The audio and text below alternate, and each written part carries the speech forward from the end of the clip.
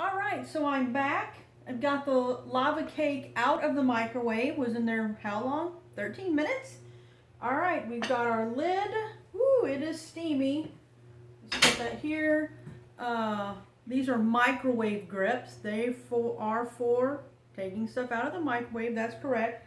Let me give you a little close-up of this. So if you remember from part one, we had just raw cake mix with icing dropped on top, and you can see now it looks like a cooked cake.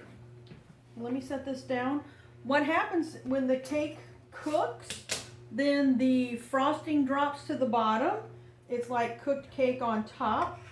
We can cut this with our knife and cut it just like you would a regular cake. Then what we're going to do is, bread knife. What we're going to do is we're going to take a piece and we're going to scoop it up and we're going to flip it over, and then we're going to drizzle a little bit of molten lava around the sides and on the edges. And there you go. Voila.